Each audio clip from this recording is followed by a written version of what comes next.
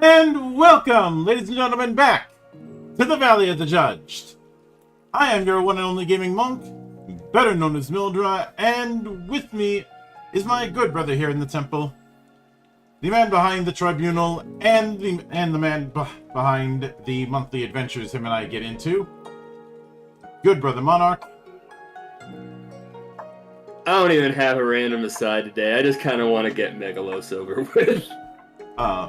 Yeah, it's This has been testing me. understandable, and we'll get to that when we get to our final thoughts. But yes, at long last we have arrived at the final chapter of our overview of Megalos. And it has been a trying experience. And as I said before, is this as bad as Valhalla? No. But just because... However low that hurdle is. But just because it isn't doesn't mean that it is above reproach. So, obviously, some of the remaining chapters do concern the fluff, but a lot of the fluff we have, again, decided to skip because when we did cover some of it earlier, there was a lot of mustache twirling villainy going about in a way that felt not fun, in a way that felt like a poor understanding of certain concepts. I think we kind of saw that with the exploration about what crystal punk even is, which is basically just cyberpunk just with crystals instead of future tech. Which nothing wrong with that.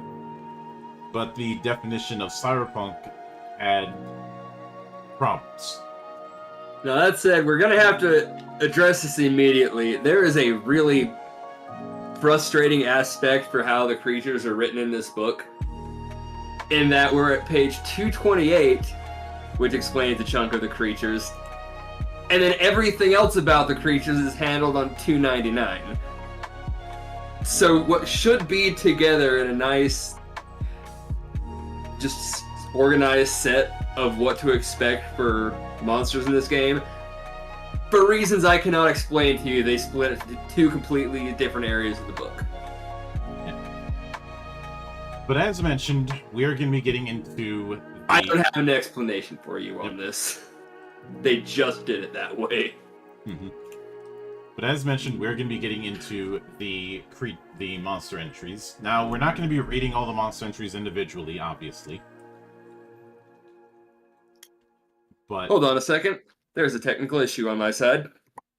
Oh.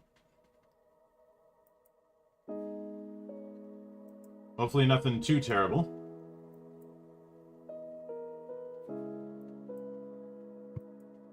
I thought you went silent for a second there, but for some reason my audio kind of flipped off. Not from my end, but to my headphones. Well then. Well, hopefully it's resolved by this point. Yes, I can hear you fine now. Good. Good is good. But yes, so which section are we going to look at first? For these two. The first section we are going to be looking at is Creatures and Folk, which is on page 227. Okay. Yeah, I hadn't realized it was split before, so I didn't even think about which one was the better one to start with, but it starts here first in the book, so we'll go with that. Mm-hmm.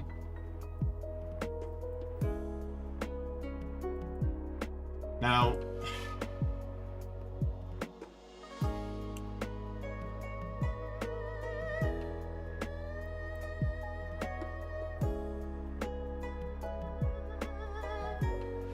when it comes to with that in mind, I will note a page before I did see some stock art, but I'm not going to hold that against the game.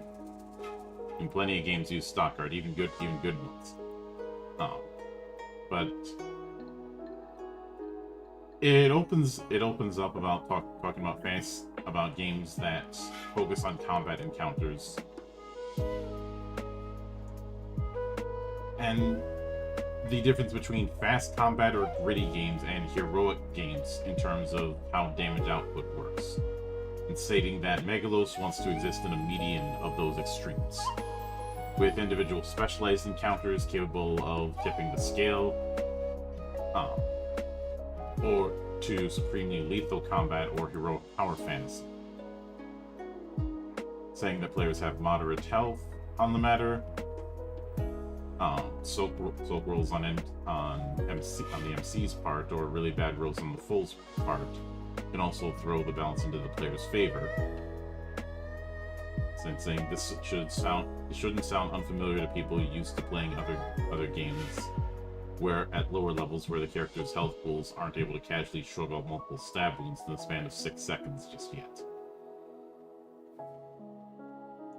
I like they actually kind of go into the methodology behind this and why they set it up how they did. Though they also state, and this is something we did notice, characters don't end up with much more at HP at level 10 than they started with at level 0. Damage numbers don't get that much higher. And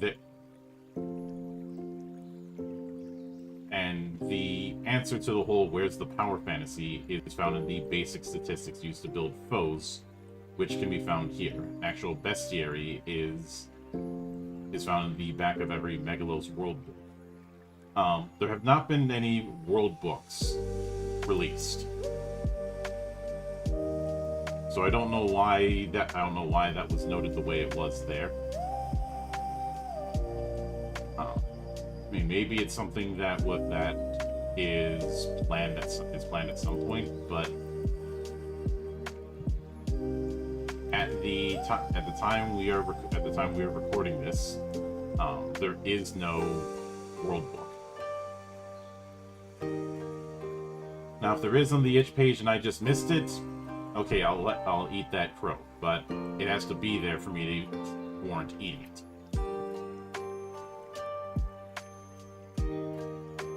But monsters are weaker than the main characters by several metrics, inflict less damage, and have a lower capacity for soak. But then I feel like this whole thing goes a little bit long, but then we get into creature categories. There are 3 tiers of creatures: minions, elites, and bosses. Minions are the rank and file soldiers. They operate in packs, which are groups of 3. They only have 1 HP and no soak.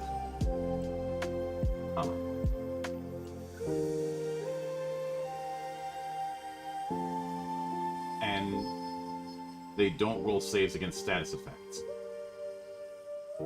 If they live to the end of an encounter, their statuses are cleared like any creature. But while the fight is going, the status is their life. I feel like that's almost a superfluous rule here, because why wouldn't you just take them out? Yeah. There seems to be no point to try to hit these guys with a status effect.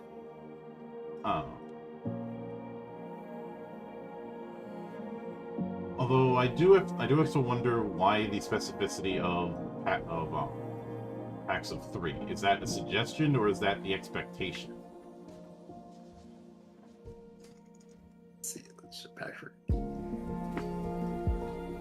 Now they have 1 HP, 1 RB. Their defenses are 10 in both. They have no soak. They have a CD of 6, a weapon die of 2, 1 auto attack. They have 1 action ability and 1 talent. And minions. I'm going to note real quick about the thing about 3. Getting more HP from talents increases the number of minions rather than HP. I don't know if that's the greatest justification for limiting it to 3, but there does seem to be some kind of attempted balancing thing here by saying it is 3. Mm-hmm. The way they explained it makes it come off a bit arbitrary. Yeah, the wording could have been better. Especially if say somebody wants to use minions in kind of a swarm setup. You know, like a horde of angry bats or something. I guess you could kind of interpret that as one minion if you wanted to, but something about that feels a little off.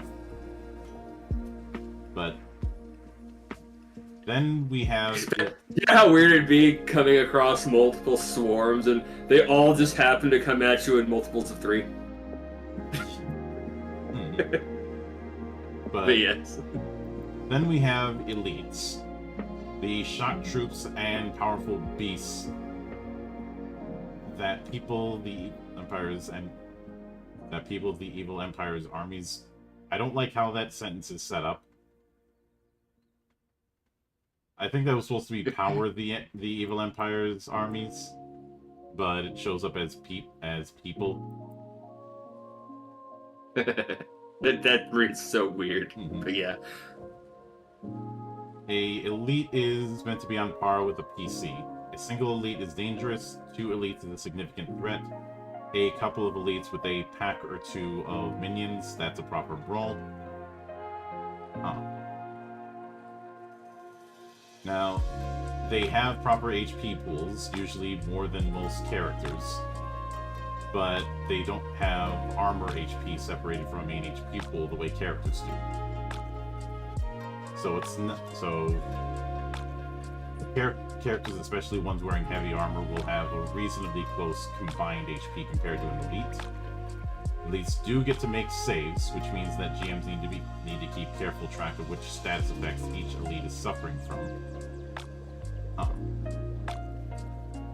It's best to use little color-coded dots or tokens next to an elite's model, or token to indicate what they're suffering from. They have the following baseline stats before adjustments and customizations. HP of 60, RB of 15, defenses of 12 each, soak of D6, a CD of 12, weapon dice of 2, auto attack 4, 2 action abilities and 2 talents. And then we have bosses, which self-explanatory. The bosses exist in phases. Each counts as the start of an entirely separate encounter, meaning any effect or ability that can only be used once per encounter can be used again when the boss enters their second phase. Only raid bosses, see the Webs and Wires sourcebook. I'm not loading up Webs and Wires. All have 4 phases. All others have either 2 phases for bosses between levels 0 to 5, or 3 phases for ones between 6 to 10. A phase transition happens when the boss's HP has been fully reduced to 0. Their HP is replaced with their next phase's HP, as are all the other stats and abilities as well.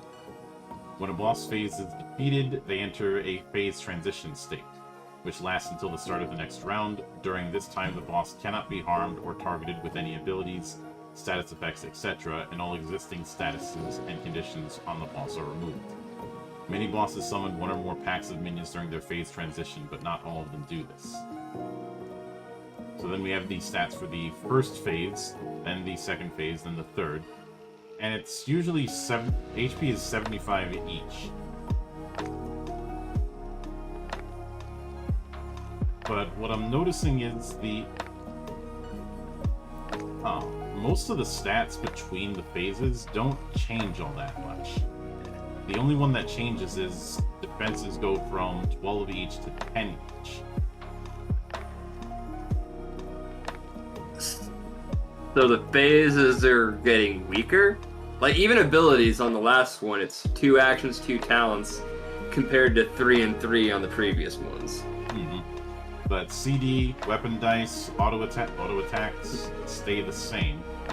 RB stays the same as well.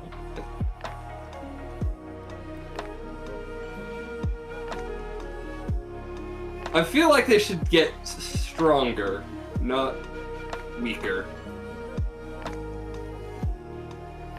That's kind of the whole thing with the multi-phase fight that this is obviously drawing from. I'm wondering if that third phase was a typo and that was supposed to be the first one. They just kind of botched the order. It could be. But then you got the two that are the same base stat-wise. Yeah, which makes the whole thing kind of odd. Here's how I think it'd probably work a bit nicer. Go ahead and keep your HBRB and all the numbers the same. But once you get to abilities, first phase, 1 and 1, second phase, 2 and 2, third phase, 3 and 3. Because those actions and talents seem to be the biggest way to customize the different creatures in this. Yeah, I mean, So as long as those base stats are the same, but you do something like that, it captures the feel of going through that multi-phase boss fight a bit better than this. Yeah, pretty much. That said, like much else in this game, I do think this is a kind of fun concept to play with. I've played my share of RPGs in the past. I like my multi-phase boss fights. It's a decent enough way to try to put that into a tabletop. Mm-hmm. Oh.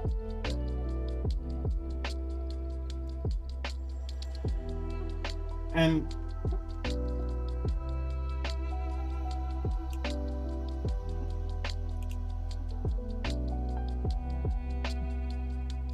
I should. Oh, hang on. That. Now the then we have the whole character special abilities, or creature special abilities, I should say. English monk. Now so you have minion abilities, which should only benefit from 1 special features, elite from 1 or 2, and boss from 1, 2, or 3, depending on phase. All special actions are major actions for minions, and any special action with 1 or more feature is a major action for elites and bosses. This means that special actions with only 1 of the below added features are minor actions for elites and bosses instead. Special actions are built upon more or less by taking an existing action from the Encounters chapter and adding the special features from the below lists, or coming up with similar features of a comparable level of power. If a feature says it can be purchased more than once, that means you can add an additional instance of that feature at the cost of taking out one of your allotted special features for that action. Then we have a special ability cheat sheet. Though I feel like something like a cheat sheet should be in an appendix towards the back. Then we have example special features. Though the fact that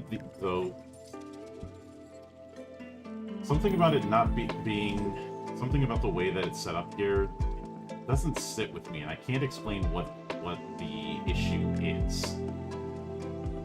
Something about it bugs me. I'm a little bothered they call it a cheat sheet, because I'm like, this is just a list of the different special abilities you can select, isn't it? Like, this isn't a cheat sheet, this is just the basic list. Yeah. I think it's the fact that there isn't a defined list, there's a bunch of examples, and I feel like something like this needs a defined list. Yeah. But then we have example creature talents. Unlike special actions, talents are built from whole cloth. They're designed to mimic the rough outline of the talents that players have access to through callings. And then we have a list of talents accessible to creatures.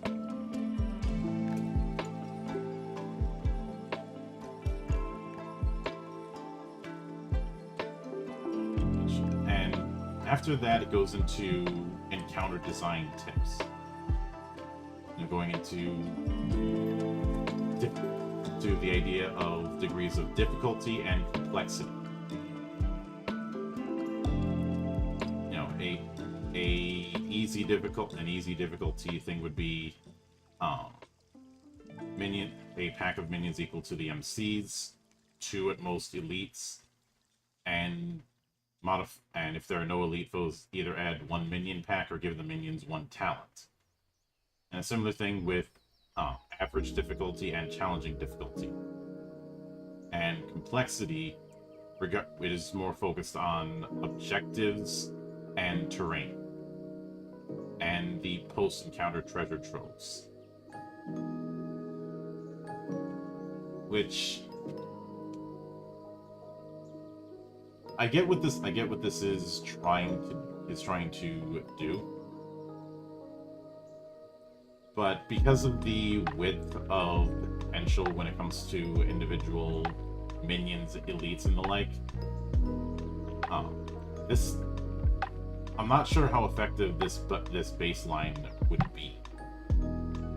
Yeah.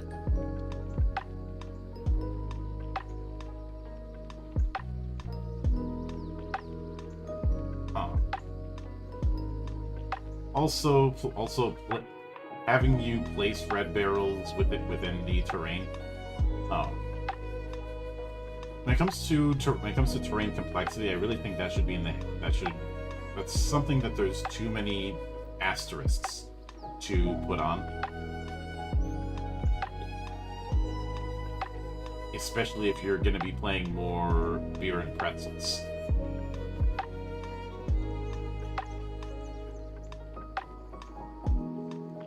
But we do have some example terrain features, some example objectives, example red barrels, which aren't always red barrels, but basically has terrain hazards that can be utilized, and then dialing in difficulty, questions you can ask to get the difficulty to be more refined. Looking over this, it ends up reminding, not to prop up Legend Edition again, but it ends up reminding me about why I didn't write an encounter guide in the full book. Because when you introduce a full-on creature creation system, the idea of what is a balanced encounter becomes so much more complex and with so many more asterisks that how effective you can make it gets trickier. Yeah. I'm going to use an example just because I think that can be an issue no matter what. Because, for example, when I was running the Pathfinder game, ran quite a while, I had some weird encounters of stuff you wouldn't think would be that just strong, but it just kind of happened to match up well against the party. For example, I had a summoner, had a bunch of guys spammed out. I forget what the devil's called, but basically it can make a new attack against a new enemy. Anytime it hits someone, it can move, attack, it hits, it can move. And it's like, there's no reason not to do this. He just danced around basically everything that was summoned and ended up right at my summoner. Just for how the ability worked. Like, they hadn't planned for that one. Weird little things like that can just end up coming up you're not going to see coming, that are just going to monkey with all kinds of strategies or party compositions. It's going to happen, and the more options your enemies have in a game, the crazier that can get. I'm not against having the encounter things, but I think you kind of got to be clear. It's like, hey, these are at best guidelines. Shit's going to go weird.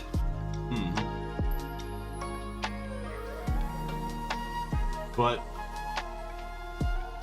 with that in mind, then we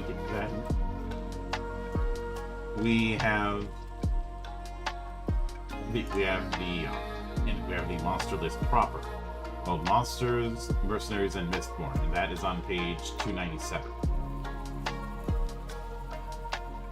Why there is such a massive gap between these two subject matters is a question left to the great minds of this business, because my mind is clearly not great enough for that.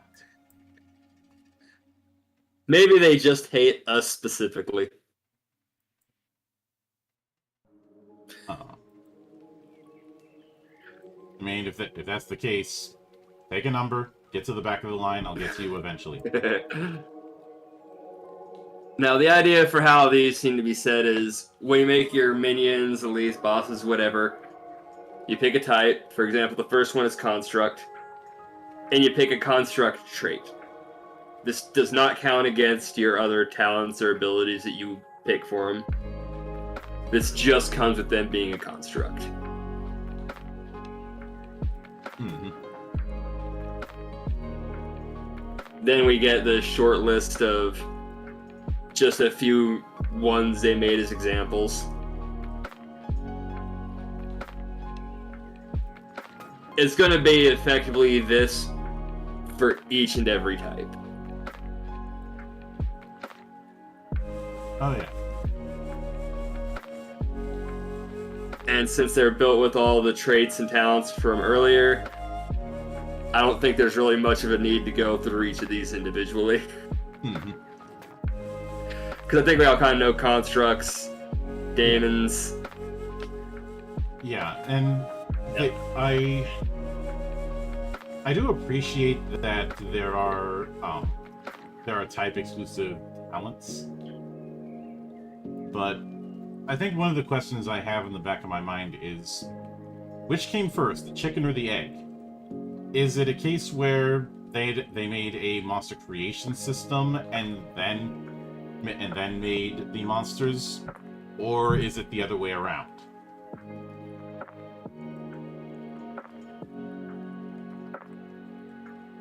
Because with how light it is on the type specific, I think they had the creation system first. Which I could get if it weren't for the fact that the monster talents and actions setup is so broad in how it's written out compared to the more specific things we've got here.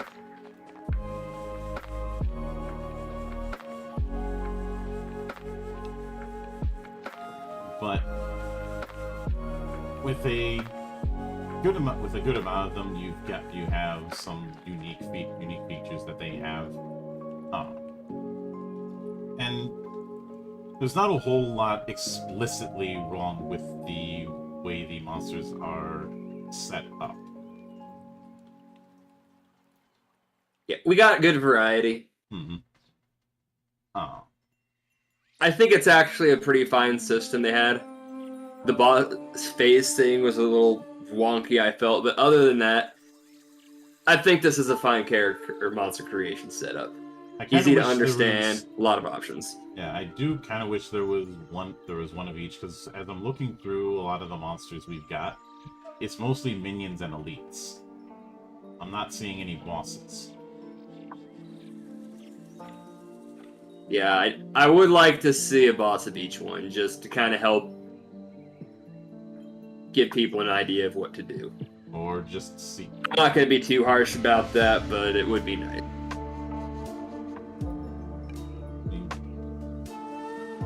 Or just see a boss. There's the personalities and plot hooks thing, which is nice, but...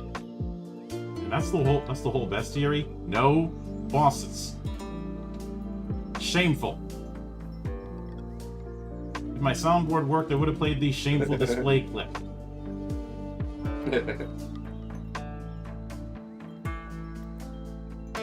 This game has kind of gone back and forth for having like some really nice setup of examples, and then for some reason another thing is like, figure it the fuck out. So that more or less wraps up the parts that we're going to be covering when it comes to Megalos. And my thoughts on it personally are, is this the worst RPG I've covered? No. There are plenty of good ideas worth exploring. It is, however, quite possibly one of the most frustrating ones that we've covered, and ones that I've covered on this channel, period. Now, I'm kind of the one who suggested we do this, we were going to cover some more of like the overall setting and world. I kind of recommended we don't do that because this game does something, and it's not to do with the mechanics. There is so much just modern buzzwords and just personal beliefs. There are several points in this I feel like this book is lecturing me. Were we not doing this for the show, and I just saw this book, I would not have read past the first few pages. It is frustrating to have a book lecture you as I'm trying to learn how to play a game.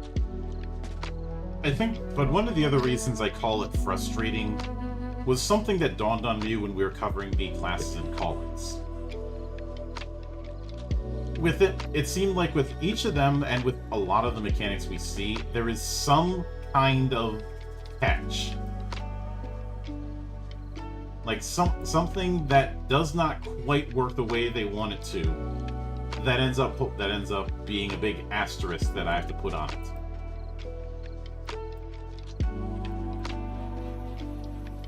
I think I described it last time as like, I think they're trying to overcorrect for the stronger abilities. Which, this is a, as I mentioned before, this is a power fantasy, so why you would feel the need to do that is beyond me. I think for several of them too, we pretty quickly came up with a variety of ideas. Okay, we can do a couple things here and there to stop it from getting too crazy, I guess. But it still feels powerful and worth doing. Like, the finishers were just boring and uninteresting with how restricted they were. Mm-hmm. Not witches, whatever the first one we talked was, that class, I forget the name, where we're just so restrictive with having to just lock into one of those styles, I'm going to say. Mm-hmm. So once you pick it until you change, you got one or two options until you switch up your style, which is just so limiting in an uninteresting way. And that was a theme through all of that. Yeah. I think it wasn't until we got to the last class that things started to open up, but the whole Aether dice thing was something that I think we agreed that it ends up creating more problems than it solves.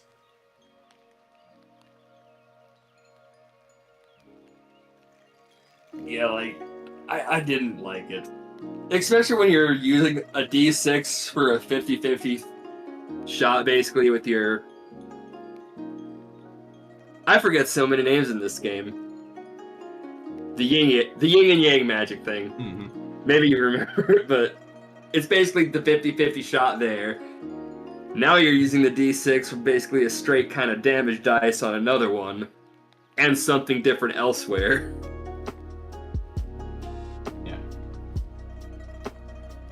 I get what it's trying to do, but I think by limiting it to D6s exclusively in the way that it's done here, it creates problems. Especially with I think a D6 is just not flexible enough for what they want to do. And you know, some of the other character creation elements we saw here, there were cases where sometimes they would give very specific and clear examples, and sometimes they would just throw you in the pool and say swim, damn it. It's very inconsistent. Now, the core die mechanic of a success-based D20 system, that's perfectly fine. Yeah. I do think some of the summarizations of the different mechanics left me with a few cases of, okay, I have to look up what exactly that means specifically, because it wasn't exactly intuitive. Now, I know it could be argued that that's my fault because I'm only focusing on the game when I'm doing the streams, but if that's the case, imagine how difficult it's going to be for a proper table.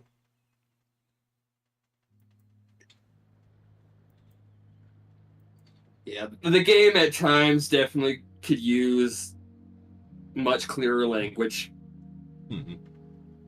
I hope we never come across another game that randomly switches to freaking third person for the abilities. Yeah, that was weird. I can't think of another game that really does that. I felt like I was having a stroke reading some of those. It's not even that the English was bad, it was just such a jarring and weird choice to do it that way. Mm-hmm. Like, if you're gonna do first person or third person, do one of them and stick to it. Yeah. I would not suggest doing first person here, or for reading abilities. It doesn't sound natural at all. Even if the whole thing was written like that, I would still have a problem because that did not sound natural. It's annoying. Mm-hmm. That said, that's a stylistic choice. That's not a problem with the actual mechanics. Yeah. And like when it comes, I will note that there were some bonus class callings. There was a sword mage calling for witches. The idea of some of your base stats being determined by your calling is a cute idea. Gubak Bunwa did that as well.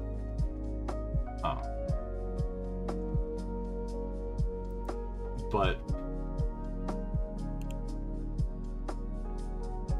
and there are plans for world books, but as far as I'm aware, none of them have come out yet.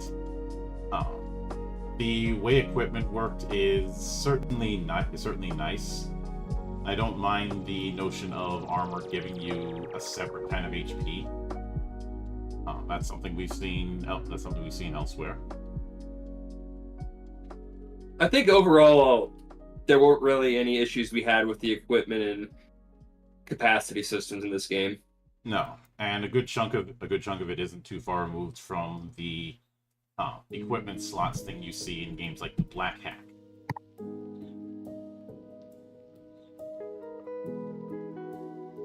Now, but even with that,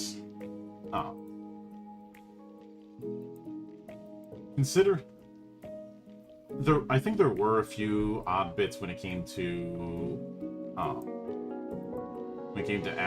actions, when it came to the action economy, but nothing too crazy. I'd say when it came to character creation, the bond thing, I think we had a bit of an issue with.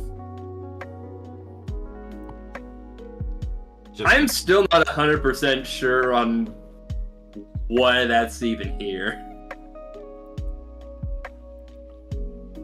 I guess in the name I feel of... if we just never mentioned bonds at all, everything else about this system would still be the same. I guess it's there to have a...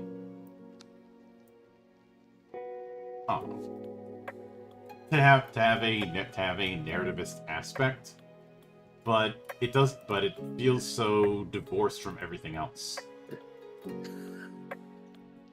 Oh, let's not forget one of the weirdest ideas. Let's have the players vote on whether or not they level up this game. Oh yeah, there was that too. I forgot about that. That baffles me still. Now, you're familiar with my grading system. So, yeah. Given that, what grade would you personally give Megalos using my metric? Yeah. I am going to put aside my, again, distaste for feeling like I'm being lectured by a book and say, I do think this is playable. It's hard to recommend because it just seems to bottleneck you too much in too many places. And there's a lot in this game that I think could stand some more clarity. But there's something solid here. You could sit down, you could play this, you could enjoy. I'm fine with going playable and no higher. I was going back and forth between playable or caution. Uh, the only reason I'm not giving it caution is because I wouldn't need to do too much in the way of house rule. I think the only real house ruling that I'd end up having to do is ignoring bonds, because it doesn't affect all that much outside of it. Adjusting the whole ether dice thing. Again, we both, I think while we were doing those episodes, came up with a variety of ideas that probably work a bit better. Mm-hmm. So take your pick out of any of those. But those are the main things I'd end up having to house rule. And caution is reserved for those games that have a few good ideas, but you'd have to do a heavy amount of house ruling to make it work in a reliable fashion. Rifts would be considered caution, because you're gonna have to house rule the hell out of that game to make it work for you. Though I will have to note a couple things. The index for a book this size seems a little small, and the fact that there is not bookmarks in a 350 plus page PDF is an automatic red flag. I realize it's tricky to do that when you're in development with a game, but I look at it like ripping off a Band-Aid. It's going to hurt, but it's going to be better for you in the long run than leaving the Band-Aid there. Yeah, this is a very disappointing index. Like, we've kind of made a habit of checking this before we ever start doing a thing. Is we'll scroll to the end mm-hmm. just to see the index. Even without seeing all the various words and terminology in this, that was a very disappointing looking index. And after actually going through this book, I think it's so much worse for it now. Yeah. It's not this needed an index. It's not bad enough to bump the game down a peg. But like I said, Megalos is a frustrating experience. And it is frustrating because I can see what it's trying to do and where it's doing it right. And those asterisks are those things that are keeping it from being great. Which is why it's frustrating.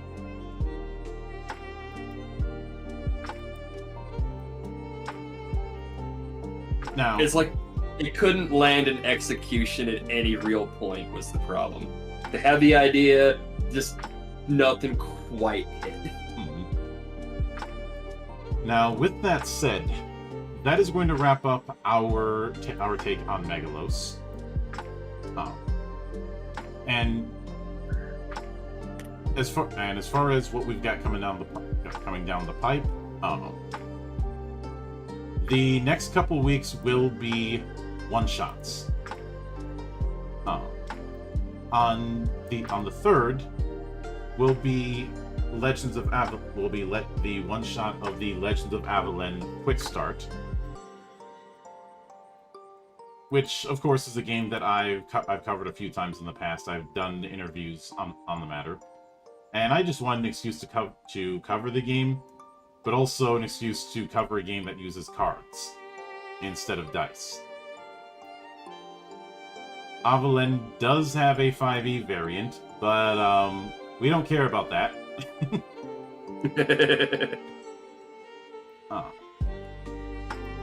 And on the 10th, unless plans end up changing, I'll be doing a one-shot of Danger Patrol. If plans do change, then I'll end up putting something in, because Monarch will not be here because he is going to be at Matsuri. Good fun that will be. Good fun that will be. I feel my sympathies if you end up cosplaying Kefka again like you did that one year. God, no. Look, as fun as that was, I am not going midsummer with all that clothing and having costume makeup to Texas again. Mm-hmm. This time I'm just Oswald from Octopath 2, so I just got the big trench coat. I think that's going to be the worst one for the heat. I mean, you're still wearing a black trench coat in the Texas sun, which, speaking from experience, not the...